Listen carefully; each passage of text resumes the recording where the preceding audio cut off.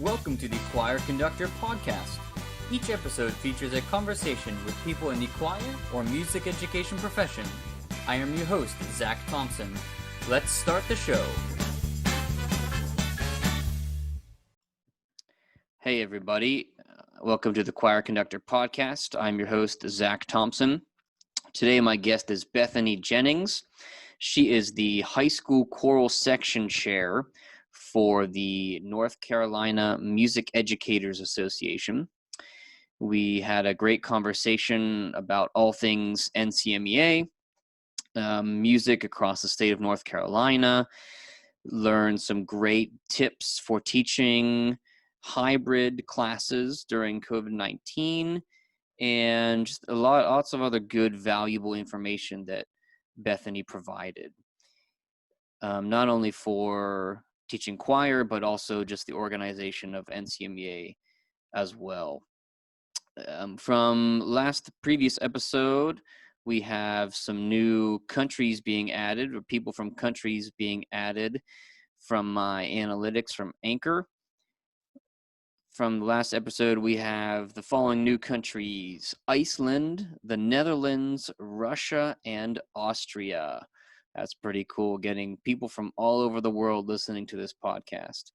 If you want to be a guest on this podcast or would like to suggest someone to be a guest on this podcast, you can go to my website, zachthompsonmusic.weebly.com, fill out the contact information, and I will get back to you with that.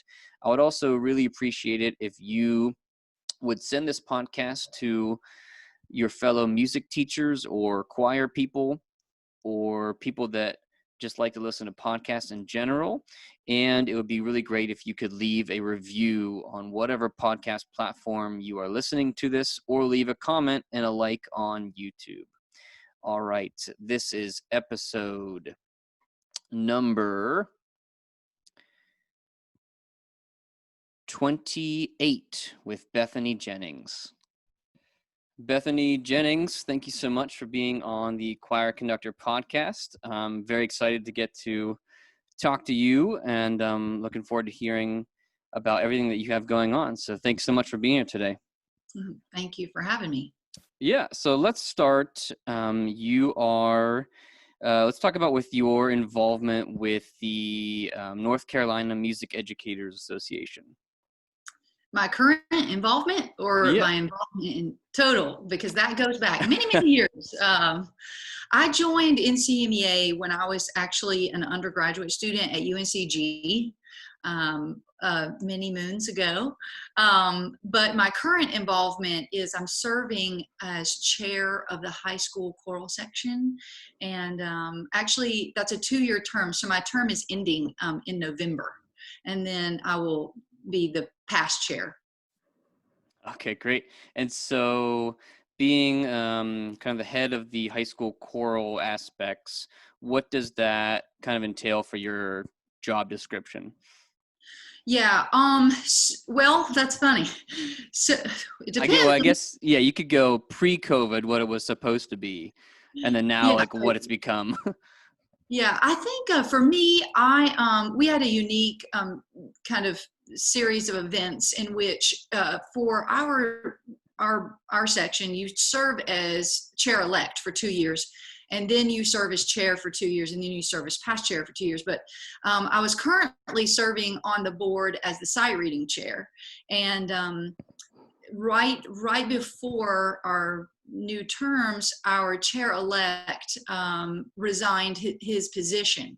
So I was essentially placed, per the board, into the chair-elect position for maybe 2 months, and then went into the chair position. So I kind of went in not as educated and as knowledgeable for the position as I should have been, simply because I just hadn't had the time. But when I took over in that position, I really purposed, and I was intentional about, okay, what do I do? What's the job? So the first thing I did was I made myself very familiar with our Constitution and bylaws for our section. And then as, we hold annual meetings, several meetings throughout the year, and And really, I think the chair's most important job is to facilitate the work of the board. I think that there are different styles of leadership, and I think that, um, depending on who you are, you can do different things. But for me, when I got in there, I realized I am here to facilitate the work of the board. We have great people on our board. We have members at large, and then we have committee chairs. And these people are experts at their job, whether it be the honors course coordinator or the all-state coordinator, or the MPA chair, or I mean, you name it. We have many. They're the experts, and so my job really has been to facilitate making their jobs easier, and or making decisions together. I didn't anticipate this, but I feel like in that role, I've really stepped back from what my own opinions would be sometimes. I feel like, now that's a personal decision I've made. I didn't want it to come across or seem that I've used the position to kind of push my own agenda. And that's just not my leadership style. So in a way, I've felt like less personally attached to it and more of a facilitator for board work, if that makes sense. Yeah, that's great. I mean, and that's interesting how everything kind of unfolded for you.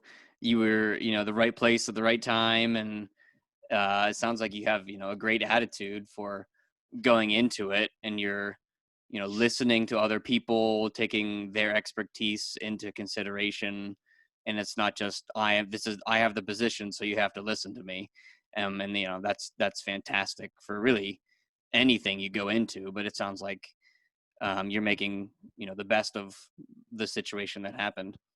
Yeah.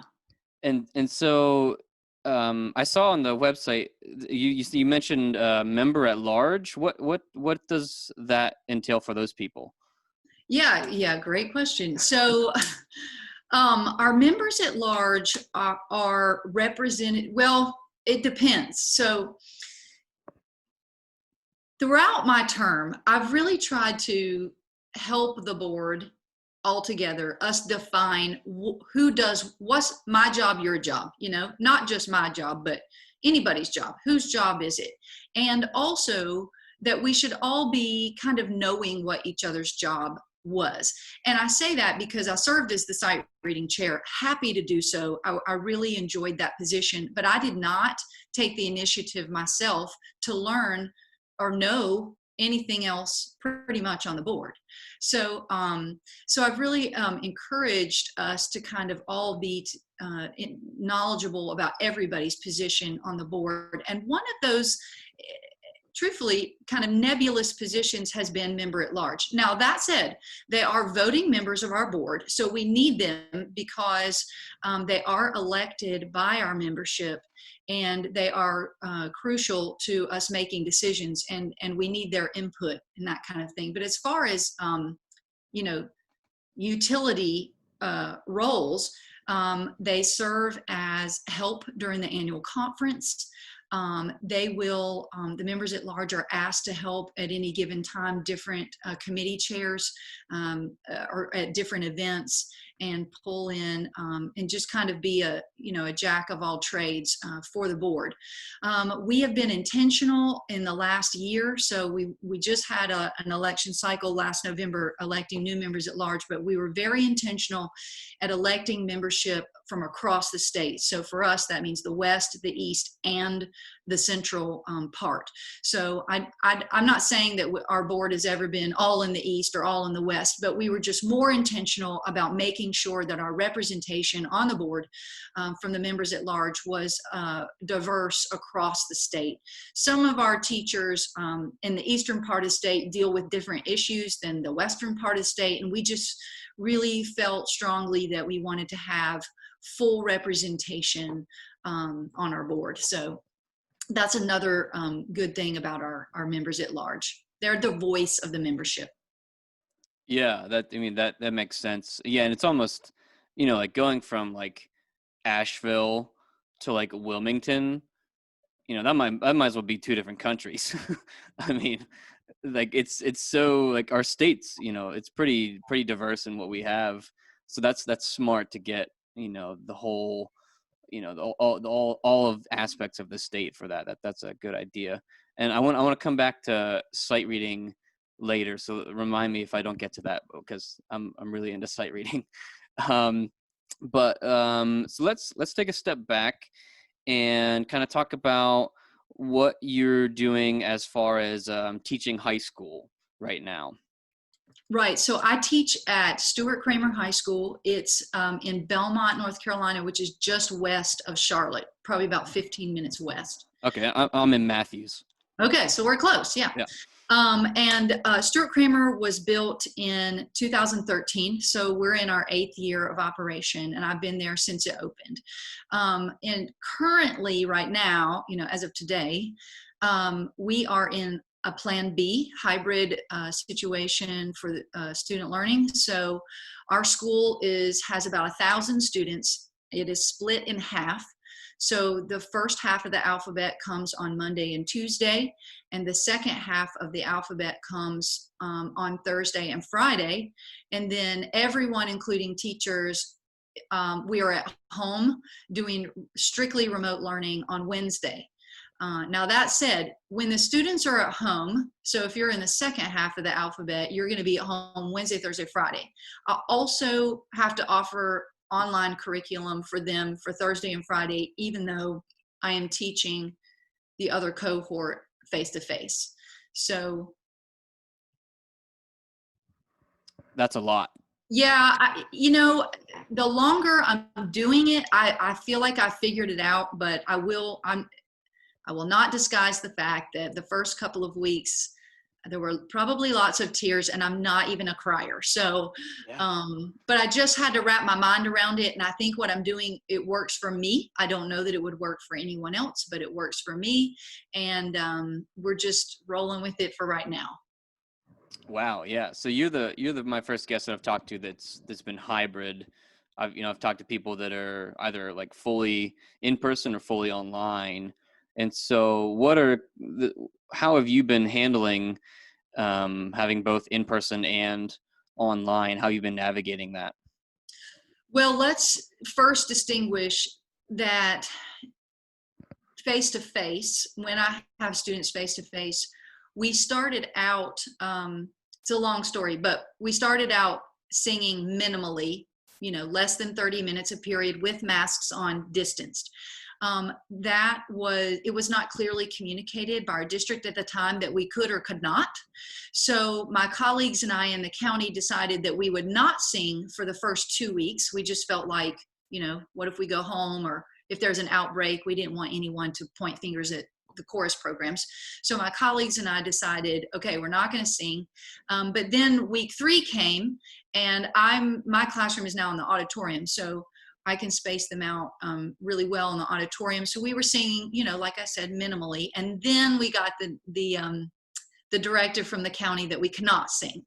So that said, in my face-to-face lessons, it quickly turned into a lot of ear training, a lot of reimagining lessons, and a little bit heavier on music theory, a little bit heavier on the social emotional learning part through games and just activities.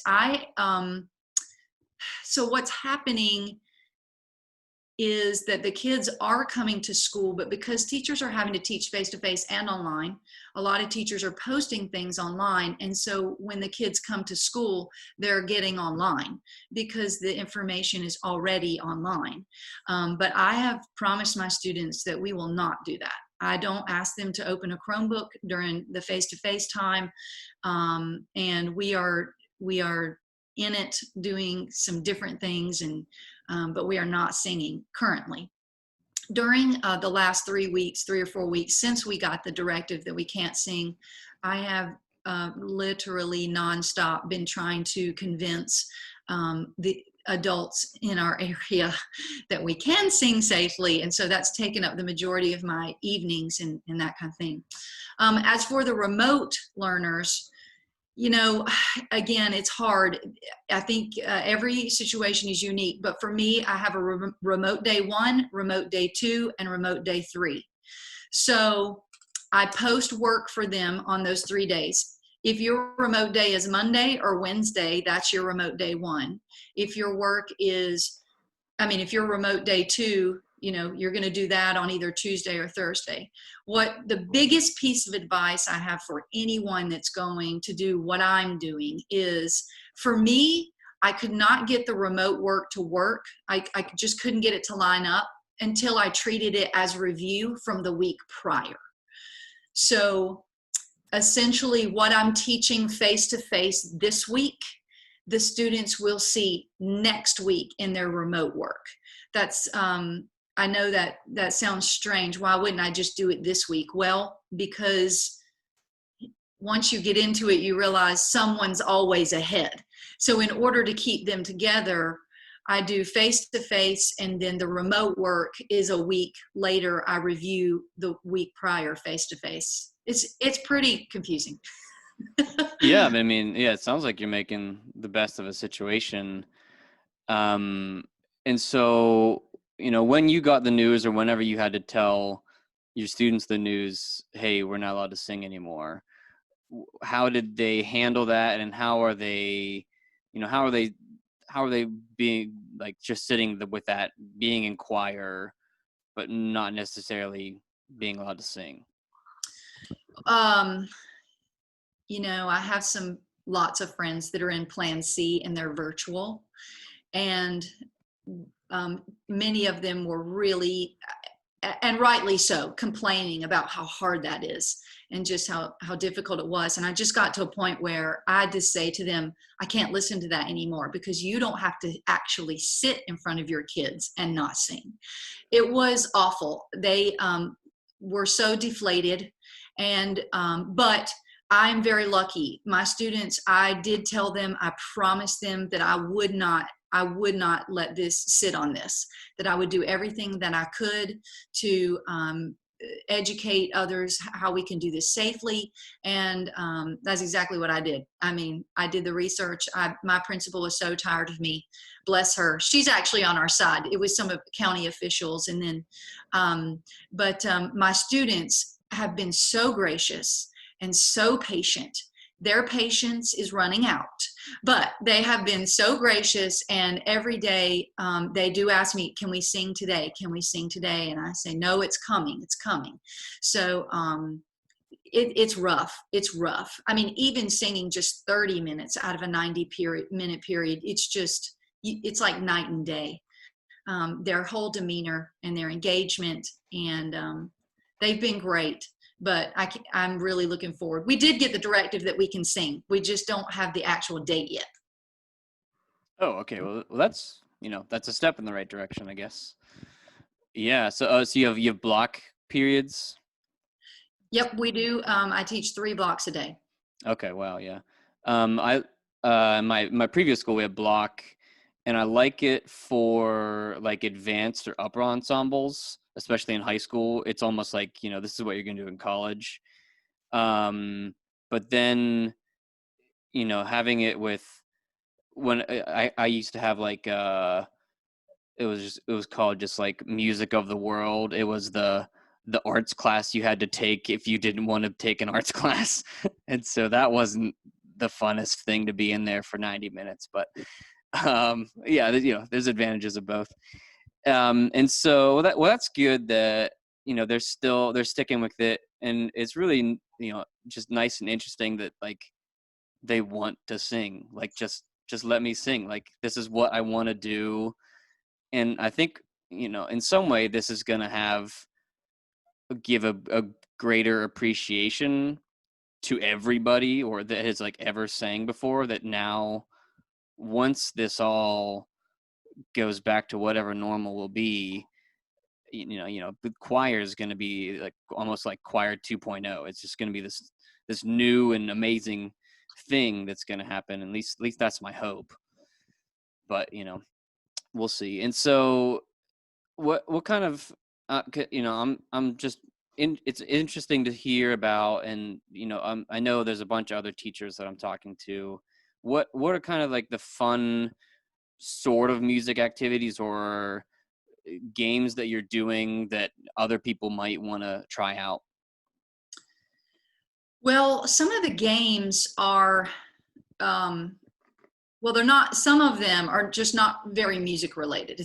They're not related to music at all. But I think that a couple that we've done that I would recommend others to look up is Psychiatrist is a game that they really, really like. It's an easier game, can be challenging, but that's a good one.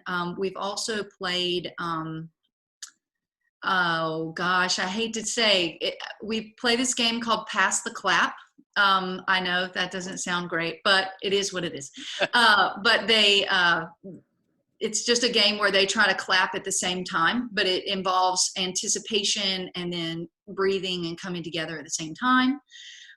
We also have, I know this also sounds kind of cheesy, but they love it, but the A cohort, the kids that come Monday and Tuesday are paired with a student that in their class that comes on Thursday, Friday. So we do pen pals and let them write back and forth to each other. And then we have a little bit more, subject related things like we are going to I just introduced this project that we're going to do with children's books. So I partnered with some second grade classrooms in the area, and we're going to, in essence, we're going to read and record ourselves reading a children's book. But today, or not today, but when I introduced the project, what I did is I read a page of a children's book to my students, and I read it very boring, monotone, no variation in dynamics, tempo, inflection, articulation. I just read it. So it opened the door for them to critique my reading, but we used all of the vocabulary that we use in music making to critique my reading. How could I make that better? And so for the kids, they're going to get to pick out a children's book and they're going to get to read it. Then we're going to critique and make it better using those words: tempo, pausing and punctuation, articulation, inflection, expression, physical expression, and then vocal expression, and those kinds of things. So we're going to do that project and partner. And then I'm trying to think of anything else like pretty significant that we've done. If I think of something, I'll let you know. Yeah, I mean, those are great. And I usually, in years past, I've been pretty driven and like academic focused and choir, but now it's like this year it's make me take a step back and really like do those things that you could think of as frivolous, or just the community building and the get to know you games and the it's just like little stuff like that normally badly or wrongly I would say, no, we got to get to this other stuff, or oh, we have 7 performances between now and but now it's like we have time. And so this stuff, it's not less important. It's probably going to affect everything in total anyway. And so now that we have the time, we should definitely be doing more of that stuff. Otherwise we won't have a community to create for the choir. Yeah, that's fantastic. And do you do any kind of like recorded singing assignments when they're at home?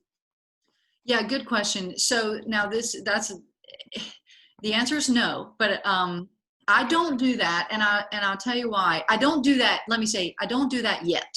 Right. So I find that most students sign up for choir. They love to sing, they love to be with others, but the confidence level they have with their own voice is just simply not there enough to sing a solo or to sing alone, especially a cappella. And I just did not feel comfortable in the first 9 weeks giving them any kind of singing assignment, even my advanced kids,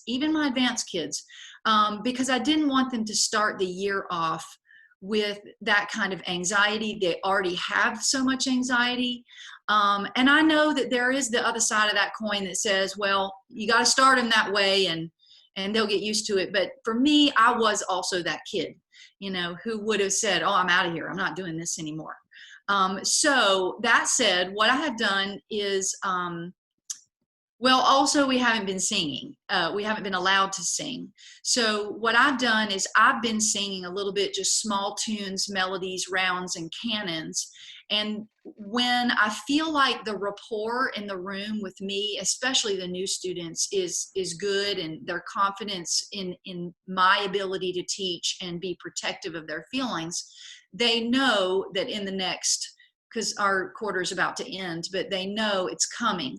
The day is coming when I'm going to post a recording of me or a friend singing those melodies, and what they will have to do is record them singing along with me, with the recording. So I'm not going to ask them to sing solo, but I will ask them to sing with me the recording. And then, like many people, you do that. If they sound terrible, they get 100, just build their confidence. So right now, I'm just, also my county switched to Canvas, the learning platform Canvas. And I didn't know it. My kids don't know it. And so asking them to do recordings at the beginning of the year while still getting to know this new platform, I just thought that might be a little too much. So it's coming. I just haven't done it yet. Yeah, that's a smart way of doing it. I haven't thought about that or heard of that approach. You are singing along with a recording to somebody else, and so that we hear both voices played back, and so it's not just your voice. Yeah, because so the end of last year, my school went completely virtual, and then I did like a couple singing assignments, but it was like pulling teeth to get them just sing a major scale, and like that it was so that makes so much more sense. It's we've been to music school, and we did go through all these things, and we're just used to that, but for them it's not what they're signing up for. So that's kind of a good cautionary tale. Right. Some more. One thing I have done is I have assigned like a flip grid assignment, and they have to go. So we have a motto in my program. Our program motto is all in, all one. So their first flip grid assignment, they had to say our motto 3 times, all in, all one. But they had to say it in their regular speaking voice, their lowest possible speaking voice, and then their highest possible speaking voice. So not singing, but just more voice exploration type recordings. You can pretty much tell from those recordings who's gonna do the singing ones. So Yeah, you can tell very, very quickly. That's great. Can you kind of talk about the makeup of your ensembles at your school?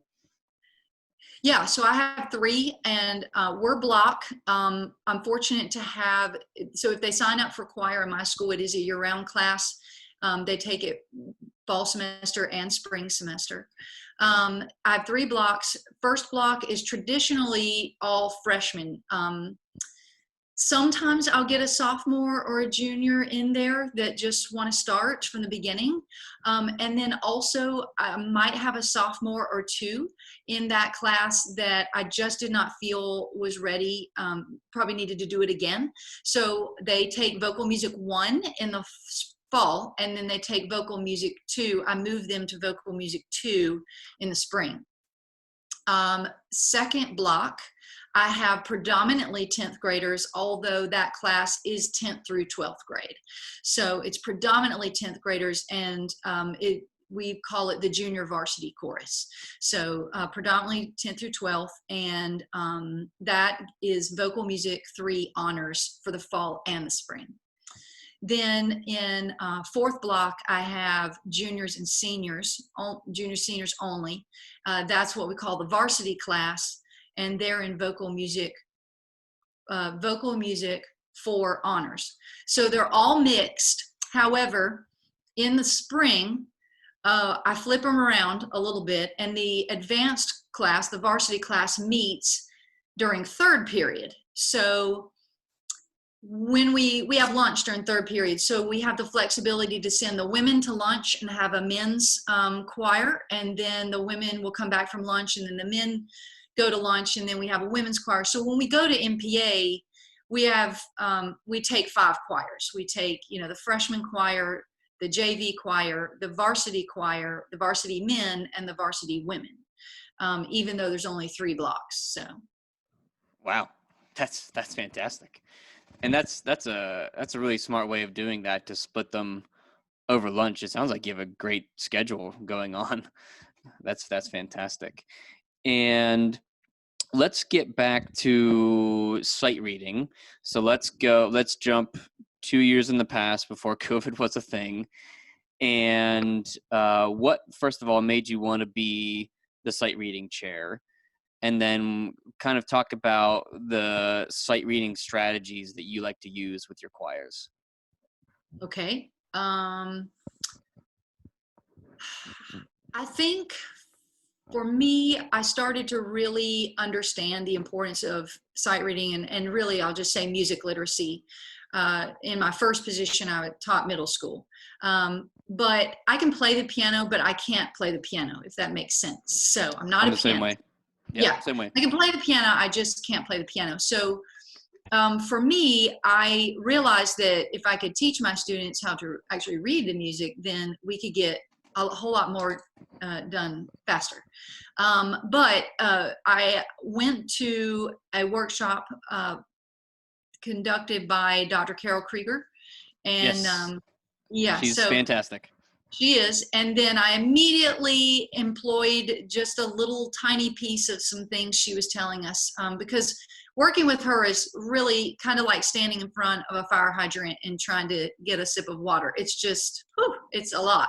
But after I went to the first workshop with her, I immediately went to grad school at Ole Miss, and I met and was fortunate to have another amazing theory professor, theory ear training, music literacy, Dr. Lardella Folks. And so, therein started my quest for music literacy. And then, so when I got back to North Carolina, long story short, fast forward, I've probably been to Dr. K's workshops probably 8 to 10 times. I think that she's just got a lot right about music literacy processes and those kinds of things. So what I start with and what I believe in is we have to start with the ear, of course. And so how many sounds can we get in their ear? That means rhythmic, sounds and patterns, and then also tonal sounds and patterns. And then we work their way up to marrying those together and really starting with the ear and then going to the eye. I personally really, really, really like and recommend Masterworks Press. It's a sight reading and theory. There's a lot of things you can get on this website, and I do use their materials, particularly the Steps to Harmony materials, work beautifully for me. They don't come with instructions, really. You have to be creative, and it's just music on a page. You have to be creative in how you use them, but they are really, really, I've had a lot of success with them. And I start my singers there with Steps to Harmony. I think about music literacy a lot, and I always have. But I want to be honest and say here that I had the opportunity to go to South Africa last fall with the American Choral Directors Association. And I went to South Africa and learned, in short, that they can't read a note. South Africans, and we bow to their music, and we love the South African and all that stuff, and really they don't, their music literacy skills are so very they're not great, but they also don't have music education in their schools. It's almost always extracurricular.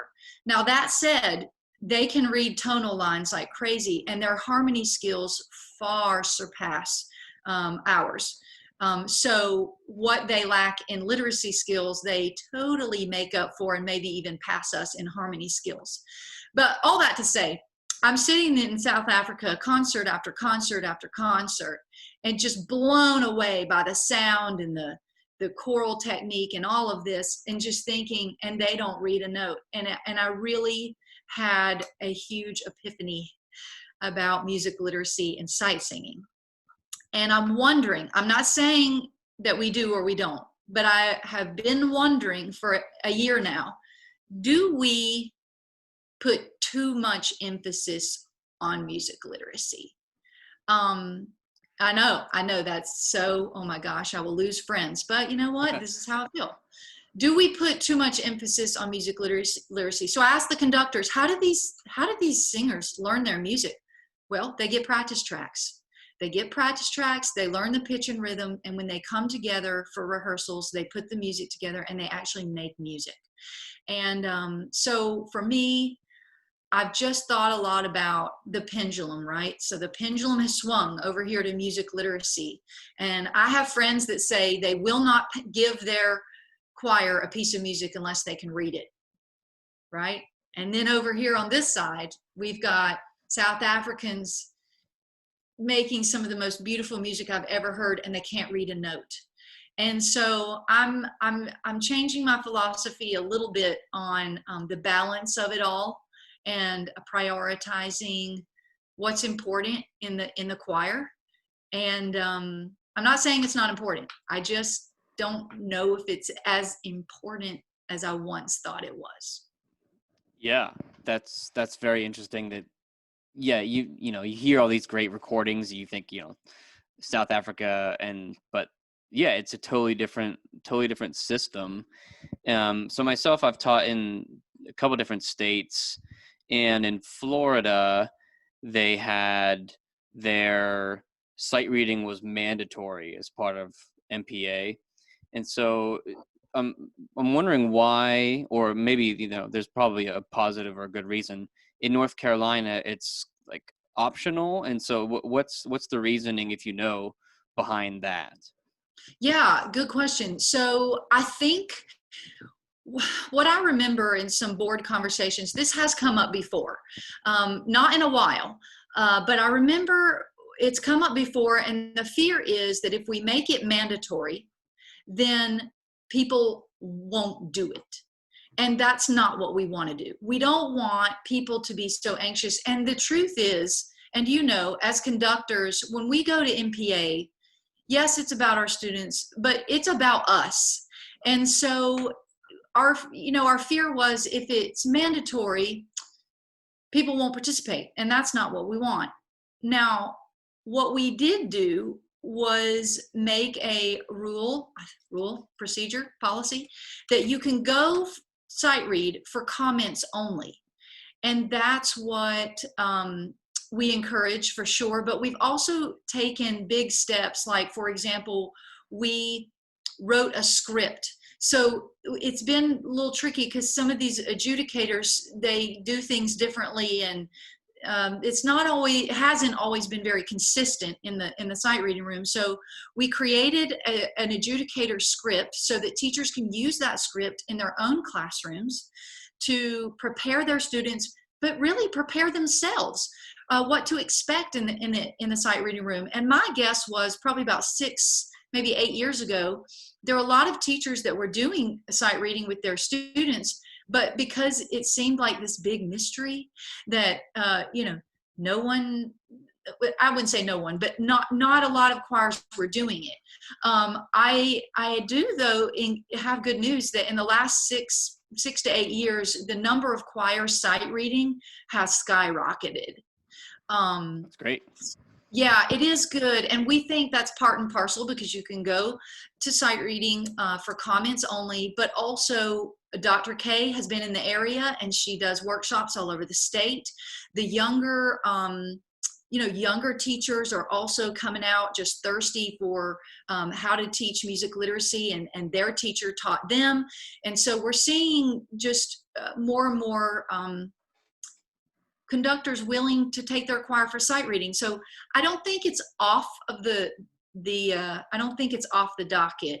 It's something that needs to be considered. But we knew at the time it was going to take some time.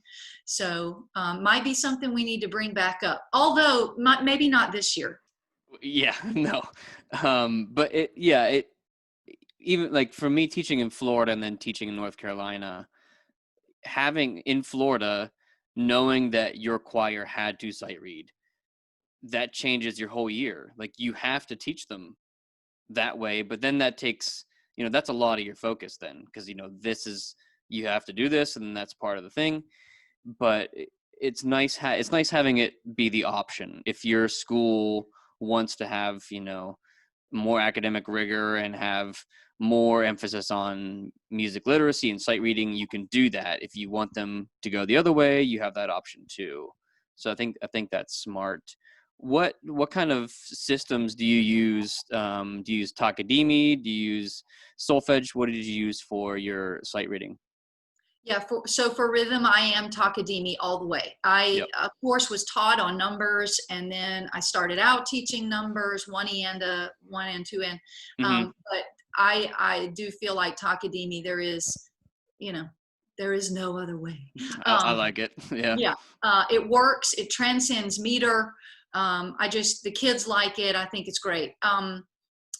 Happy to change if someone can convince me that something else works better, but that's not happened in 15 years. So, and then I do use movable do solfege. Yeah, and do you use do bass minor or la bass minor? La bass minor. La bass minor. Okay. Yeah, I'm always just interested to hear what different people do, and what's the basis for the la based minor, if you have one. I don't know. Yeah, sure. So la bass minor, there's lots of reasons, but the main reason is they don't have to learn anything new. Okay. Right? So you just start on la. Yeah. And there it is. You don't have to think about a flat third or, flat six, flat seven. Oh, raise on the way back. You don't have to think about those things necessarily. You just start on la. And if somebody would have just told me that in college, then I know my ear training grades would have been much higher than they were. Yeah. Yeah. That's nice. Yeah. I guess. Yeah. Just all how your brain works. Yeah. Just start on la. Oh. Okay. Well, here's the other argument. There you go. So people who teach do bass minor, they obviously don't teach modes, right? Because no one really in their right mind would ever teach the modes starting on do. I mean, you can do it, and I did it in grad school. That's just what you do. Right. But if you're only going to teach major and then the natural minor scale, okay, do, re, mi. But if you're really trying to give your students the full experience of the major, the minor, the melodic minor, the harmonic minor, plus the modes, you just start on the solfege the mode starts on, and then they can sing all the church modes, every single one. So if you're doing, and this, not a lot of our choirs do this, but if you're doing something from Renaissance or earlier, I mean, you're going to need to know those modes. But why? Why would you beat your head over on a brick wall trying to teach do bass church modes? I don't know. So that's another reason. Yeah, that's an excellent point. That I don't think I've heard it put that way, but that makes a lot of sense. That's great. And so let's back up even further. What made you want to become a music teacher? Okay. I had a teacher in 5th grade who really inspired me. And I just knew I was going to be a teacher. I don't know why. I knew I was going to be a teacher, but it wasn't until I was in the 10th grade that I wanted to be a chorus teacher. And that was because my high school teacher selected me to sing at the North Carolina All-State choral event.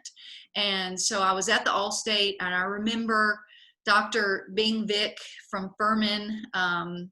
Well, he's retired now, but he was there, and we were singing, and he was phenomenal. Don't get me wrong. He was phenomenal. But I remember thinking, oh, I can do that. Little did I know. But I just thought, I just love this so much. And I was a basketball player. So my life was basketball. And I just love the idea of the teamwork and when things flow together and work really well for the good of the group. It's just always kind of been my thing, teams and so team sports and that just went right on in. I came from a really strong youth choir program at church when I was in youth, and that played a big part in me wanting to be a musician. And but I wasn't a naturally, like, I didn't take voice lessons prior to going to college. I took some piano. I started in the band actually as a clarinet player. Loved the clarinet, but you couldn't be in the marching band and play basketball in high school, so I switched to chorus. So that's how that happened. That's great. Yeah, just a random schedule change, and that'll change your entire life. That's fantastic. And let's see. So you become a music teacher, and then you start getting involved with NCMEA. Now you're on the board. Mm-hmm. What are you hoping, or what would you wish for more teachers to do or be involved with NCMEA? Yeah. So this is my experience, and this is what I'm betting is almost anyone else's experience. We are slammed. Teachers are slammed. And at the beginning, I was a member of NCMEA because I knew I would get the journal, and I knew I had to be a member in order to do honors chorus, MPA, and All-State, and all those good things. Yeah. So have to do that. And I get to go to this cool conference, and I get a magazine every now and then. But as a younger teacher, I was just so busy. I didn't think about NCMEA as being an organization that I could serve. I didn't look at it as it serves me, but it kind of does. I mean, that's what our organization does, is serve the membership. But it wasn't so I taught middle school for 4 years, and then I went to grad school. When I got back from grad school, I thought, I wonder how can I help? Where do I fit in? Can I serve anywhere? This organization has served me so much. How can I give back? And so at the time, there was really no spot, or I was too chicken to even talk to anyone, and I just thought everyone was, but a mentor of mine had just vacated her seat as secretary on the North Carolina ACDA board. So I just flippantly said, "Oh, I'd be happy to be the secretary." And so that's actually where I started serving, was NCACDA as a secretary. And after some time, I was teaching in Wake County, and I got to know the then chair of the choral section, Ed Yasick, and he's at Cary High School, and he encouraged me to come on the board in the vacated sight reading chair position. When I was asked and kind of moved into the chair-elect position for NCMEA for 2 months, I politely vacated my seat on the NCACDA board to focus on NCMEA solely. So it's more about giving back. But as for teachers, what do I wish they would do? It's really what I wish NCMEA could do is exactly what it does: serve teachers and help them, and give them and their students awesome opportunities. But our organization takes people that are willing to serve. It's so at some point, maybe teachers think, and we have tons, they're like willing to help with this or that, and it just takes teachers kind of flipping the script. It's not about what NCMEA can do for me. What can I do for NCMEA, who then in turns does for other people? And I think that it's just a timing issue, I think, and also, is this a time in my personal life and my professional life that I can serve and give of myself to this organization? So, yeah. Yeah. And so I've been in probably 4 or 5 different state music conferences. And I have to say that I really enjoyed going to the North Carolina one of my favorite things is that there's a dedicated day. There's like a whole block of several hours of just choir concerts. And I've never been to another state that has done that. And that was, that was a huge highlight to me. I can go and hear five of the, supposedly best school choirs back to back. In a lot of other places, like you hear one here, one there, but I really liked that we have that. And so my suggestion is keep doing that, because that was great. For anyone listening that has not gone to a state music conference and your music teacher, you should definitely go. It's like one of the things I look forward to most. I talk to my other just normal teacher colleagues. I'm like, so what do you guys do for conferences? Like, I don't want to go to a conference, but for us, it's amazing. It's so much fun to go to. And I guess this year they're doing it online or virtually. Yeah, we're going to host a virtual conference. It is our 50th anniversary. Yeah. So we're going to do a virtual conference over 2 days. So instead of Saturday, Sunday, Monday, Tuesday, we're going to do a virtual conference on Saturday and Sunday. And in fact, I think either this week or next week, registration is going to open, and every track has, every section has a track. And truly, it's going to be a great lineup. And we just are trying to be mindful of the situation, or the myriad of situations that our teachers are in, but still offer content that's hopefully specific to this time. And I just, I would encourage everyone to come. Yeah, there you go. Sign up, go to the website and check that out. That'd be good thing to do, especially now.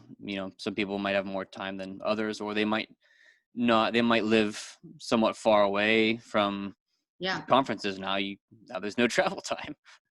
That's fantastic. And so let's kind of wrap things up. Thank you so much for taking your time. Do you have anything that you've been reading or watching or listening to that you would recommend to other people? It doesn't necessarily happen to be about music, but it can be. Yeah. So when I was a younger teacher, I embarrassingly spent the majority of my paycheck on any kind of resource that I could get my hands on related to choir. Choir teaching, you name it, theory, anything. I was just deathly afraid of not being good enough and not knowing enough. And I have all the DVDs, you name it, I bought it, I've got them all. But about probably, I'd say when I got to Stuart Kramer, so maybe about 2013, well, maybe 2014 or 15, so about 5 or 6 years ago, I realized that our job is about people. It's not that I didn't know that prior, but I realized my focus was too much on the mechanics of it all. And what I really wanted to do is shift my focus to people. And so what I started to do was buy books and read books on business. Business strategies and the psychology of business. And so, for example, just a couple of books, Atomic Habits is a good one, or that's just the one I'm reading right now, but there's several. I got a whole page of them, but just books about business and how to work with people and get people to work and be the best version of themselves while working on myself as a leader and them as, someone in the business. So less about music, more about business. I did buy my first choir book in a long, long time. And it came in the mail this week. I haven't read it yet, but I think it's called The Art of the Choral Rehearsal. It was recommended to me. I've heard it was really good, so I did buy that one recently. That's great. Yeah, I've listened to a podcast where they talked about the Atomic Habits book. That's interesting. Yeah, we often forget that we deal with people, and that's like our number one thing. We're always so much about the music, but it's music through people, and that can sometimes Yeah, just and I get out of think the way. that goes back to this whole, do you make your kids sing at home and record? And Right. the fact of the matter is, they're never going to do that unless I can reach them as people. It doesn't matter what I know about choral tone or choral technique or phrasing or articulation or anything. That doesn't matter if the people in front of me don't trust me, and we can't work together. So yeah, Yeah, that's great. And so if anyone wants to get in contact with you to hear more about NCMEA or choir music in North Carolina, what's the best place for them to do that? So on the NCMEA website, one thing that we have initiated is a website specific to the NCMEA high school choral. So the high school choral has our own website, and I do have an email on that page. The email will change in November, so I'm happy to, my Gmail is bethanyhjennings@gmail. So now I would say, please do not email me at school. It is a black abyss of digital hoard. So, but the other ones are good. So bethanyhjennings@gmail. Happy to help in any way I can. Yeah, that's great. And as we wrap up, is there anything else that you'd like to say about music in North Carolina or NCMEA? Yeah, really, I take no credit, but NCMEA is recognized as one of the premier MEA organizations in our country.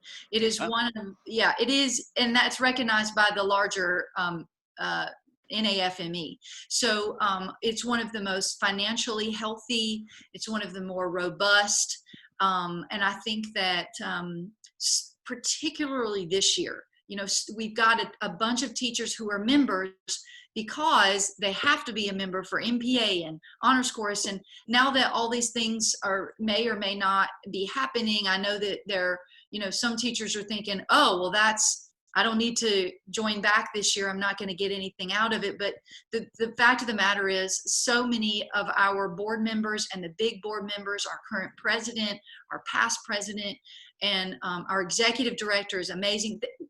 We've all been working overtime to try to provide and reimagine what this year could look like and how we can serve during this time. And so I would just encourage teachers to stay connected. We are so fortunate in North Carolina. And lastly, look, if somebody doesn't like something, because this is how teachers are, right? Don't tell your neighbor. Tell someone who can actually take it to the board and consider it. We're open. This is a great group of people, and we'd love to hear your feedback. And just go on our website and send us an email, and we're happy to consider, maybe I need to put sight reading at MPA as mandatory back on the docket. I don't know. Yeah, don't put that on me. I'll get a bunch of angry teachers. Anonymous. It could be anonymous. Yeah. So. Yeah. I mean, that's great. And yeah, this is not the year to slack off and just to put it off, because if everyone does that, then there is no organization. And that's some great advice. Well, thank you so much for taking your time today. I know that I've gotten a lot of value out of this, and I hope that others will too. Well, thank you so much, Bethany. Yeah, thank you so much.